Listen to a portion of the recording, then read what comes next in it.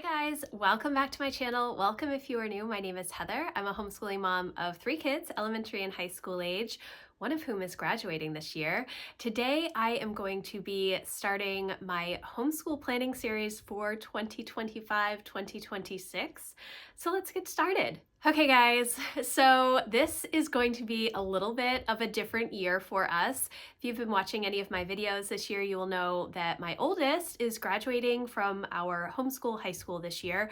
We are unsure of what she's going to be doing next year. She is a year early, and so we are still considering continuing to register her as a homeschooler so she can access free dual enrollment classes at the local university, but we're unsure. She may just take a gap year and think about where she wants to go to college and all of that stuff, but it is kind of crazy that this year I will only be planning for 2 students because I think it's been maybe 6 years since I've only planned for 2 students, and that was a long time ago. For 2025-2026, I will have Jack, who is in high school, and Lucy, who would be in the 5th grade if she were in public school going into 5th grade this coming year, although she's kind of doing a combination of 4th and 5th grade this current year, 2024-2025. So that's kind of how it works in the elementary years. We just go at their pace for whatever subjects we are working on. You know, we want to be at their level. Several weeks ago, I did put up my first homeschool update of the 2nd semester, and I mentioned how I just couldn't wrap my head around thinking about next school year yet. And I did get quite a few comments and some emails about people who do start that early, and it made me go and look back at what I have done over the years. And I went way back. I've been writing about homeschooling and my journey as a mom and everything since 2011. And I actually purchased our first homeschool curriculum in February of 2010. And so I was thinking about those early elementary years when I just had Emma. Well, and that was actually preschool. That was preschool curriculum. It was not like elementary school curriculum. But when I first started purchasing curriculum, I first got it in February, and so the next year I got it in January, and the next year I got it in January, and that kind of went on for several years. And part of the reason was because we primarily have used Sunlight over the years as our base curriculum. I always add a bunch of stuff. I drop a lot of stuff now from Sunlight, but I love that literature-based approach to learning, and having all of those books has been so fun for me. These are just some of my books upstairs. All of our homeschool books are down in the basement. So the way that Sunlight works is that on April 1st, they would switch over to their new year. So there would be the month of March where they would have their new catalog online so that you could see if there were any changes that were going to be made to the particular levels for all of their books and such, and you could decide whether you wanted the current year's level or if you wanted to wait for any updates for the next level. And most of the time what I would do is I would purchase the current year's level, and then after the updates I might just grab a couple of the new books if there were new books. Sometimes if there were a lot of changes, then I would wait, but for the most part I would buy our new curriculum by March. And so I wanted to clarify that. It's only been more recently, over the past probably 5 years, that I haven't needed to do that as much. And that's mainly because I've been so secure in the decisions that I've made. Now, of course, if you've watched any of my homeschool update videos over the past several years, you will know that there are always tweaks and adjustments, and I never get everything 100% correct. I just don't think that's possible. We always make little adjustments along the way, but I have started very early, so I wanted to clarify that. And if you start planning early, I think that is great. But March seems to be the sweet spot for me to start brainstorming for next year. And the reason is because I do consider us year-round homeschoolers. We start our homeschool year usually in July, right after the week of the 4th is typically when we will start back because I'm ready to get into routine.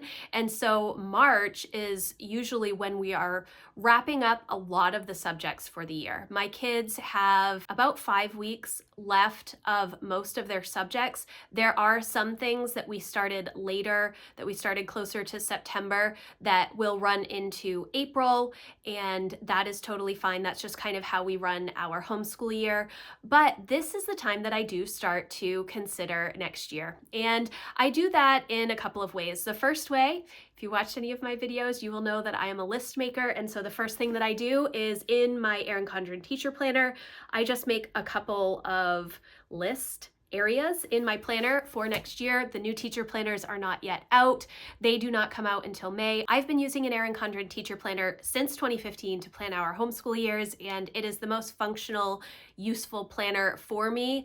Next year it will be interesting because I only have 2 kids. And I mean, I did use this for 2 kids when I just had Emma and Jack in school as well. I used my teacher planner, but I used it a little bit differently. So I may not need all of the space. We'll see. I might be able to go to the 7x9 option that they came out with last year, or maybe even one of the softbound versions.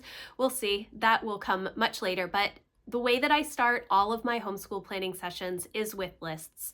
And part of that is because at this point in the year, I have a real full understanding of how our year has gone. I can start to ask myself, what were the subjects that we did well? Where do we need to make improvements? Are there any specific things for each individual child that I need to kind of adjust the types of resources we're using?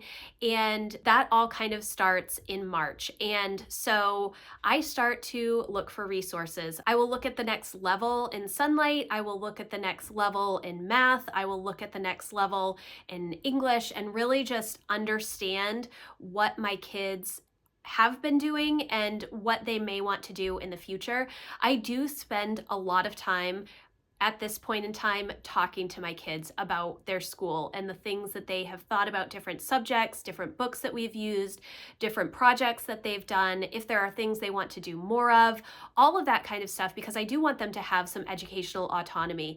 There are specific things that I want them to learn, but I want them to learn them. I don't want them to just memorize things for a test. I want them to fully engage with the subject matter and understand why they're learning something, and to see the importance and how it can apply to different aspects of their lives. And I know that every homeschooler is different, and the way that you prioritize things is going to be different for each family. So this is just how I do it. I would always recommend that you can take some of my ideas if they sound like something that is interesting to you, but if it isn't, or if it's something that really grates against what you think is right for your homeschool, let it go. Just because I do something does not mean that you have to do something. You have to really be comfortable in your own teaching, in your own educational style with your kids, what they like, what is important to you as a family. That you have to keep all of that in mind as you plan out your homeschool year. So once I have a place to keep lists, I do actually write it on my goals to check in with homeschool brainstorming each week. And that is just setting aside, 30 minutes of time so I can kind of search out some different ideas. I will, especially for Jack, look at science and math. He's really interested in game design and animation, and not so much in the life sciences. And so making sure that I'm choosing subjects that are helpful for him and will encourage him and help him develop an understanding of what he thinks he wants to do for a career in the future now is important to me. And that can be very traditional, or it can be very untraditional. And I think it really just depends on what you are looking for. Again, as a family, as a homeschool family, you have to decide what you want to do. So I love to research homeschool curriculum. I think I've probably researched so many homeschool curriculums over the years, and it's a lot of fun for me. I like the challenge of finding things unique for my kids. Like I said, I do tend to use the next Sunlight level, and that's what I've done for Emma since preschool. She has gone through almost every single Sunlight level that they offer, and it has been amazing for her. Jack also learns really well through literature. However, he prefers a lot more project-based learning, and so does my youngest, Lucy. She is not so much into literature-based learning, and so it's interesting to me now that I have all of this knowledge and I've read all of these books a couple of times already to be able to pick and choose what works best for her, as well as adding in a lot of tactile learning so that she is engaging with the subject matter in a way that is good for her and helps her learn. So you really have to understand your kids and you have to understand what's important to you to teach. Those are kind of the starting steps for me. And so what I've been doing recently is I have been looking at different science programs. Jack has been doing a Unity gaming science this year with labs where he's been coding a lot of games, and he's in the middle of working on a large game right now that he has to build from scratch as a big project, and it's a lot of fun for him. And so I want to continue on that path. And so instead of going to a biology or a chemistry next year, because he'll be in algebra 2, and usually when Emma was in algebra 2 she took chemistry concurrently, we may do chemistry. We may do a different lighter chemistry so that he still gets that chemistry credit, but then really focus heavily either on a C# or a C++ programming science, computer science for him.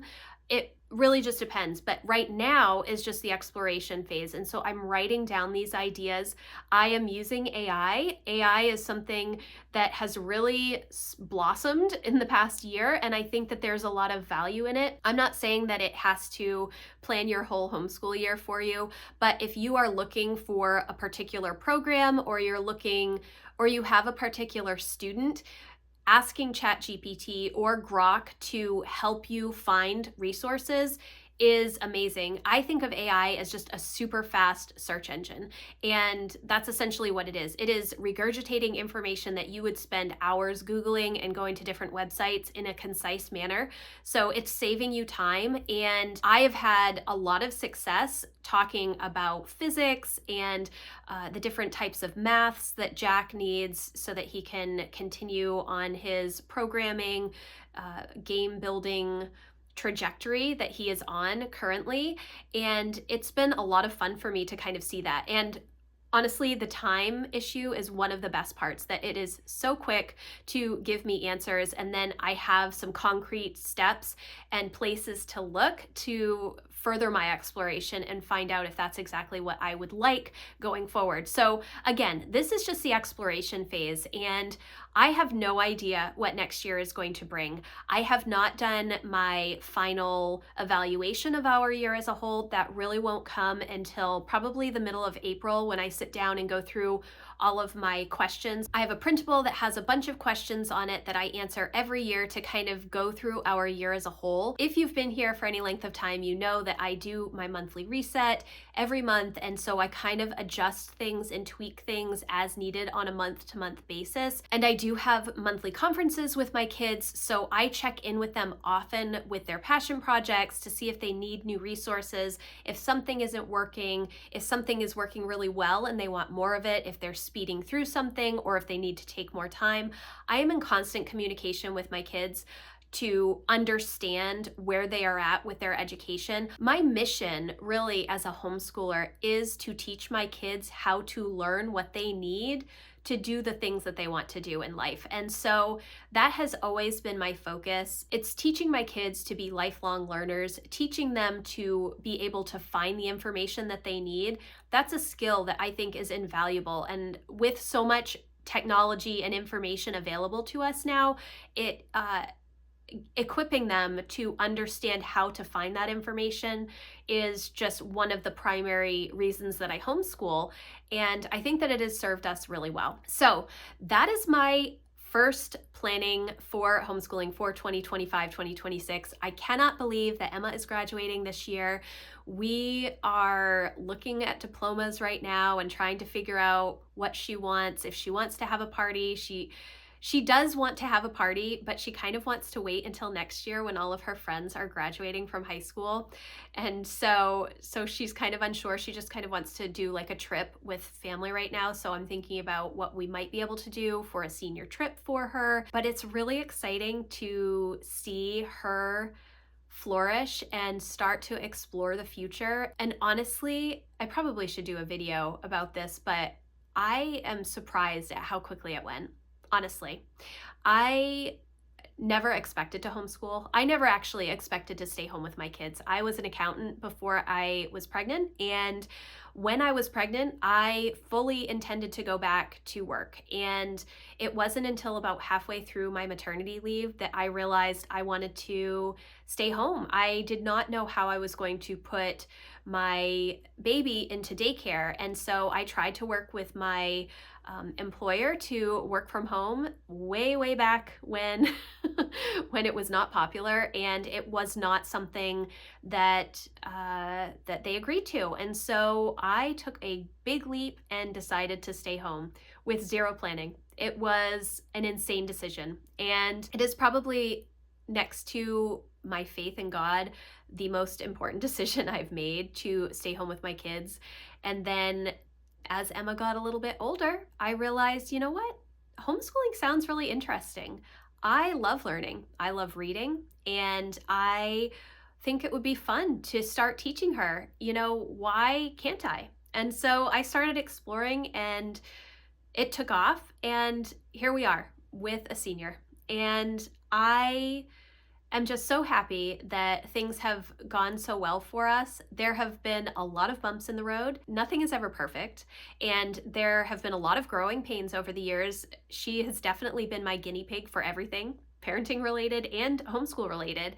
And, we've kind of grown together in understanding what learning is and what education is and what we want out of life. So it has been an amazing journey, and I can't believe that I am graduating my first homeschooler this year. It's really exciting, and it's a little nerve-wracking, but mostly exciting. So that is where I'm going to leave off today. I'm really excited to go through this series with you. If you are looking for more dedicated help and encouragement around homeschool planning and home management and goals, I would love for you to come check out my membership community. I go through everything with homeschooling and all of my planning, and we bounce ideas off of one another. It's a great group of women. I would love for you to join us. So thank you guys so much for watching. I hope that you enjoyed this video. If you did, please give it a thumbs up. If you have questions, definitely let me know in the comments, or you can email me. My contact form is always in the description box. Again, thank you guys so much for watching, and I will see you in the next video. Bye guys.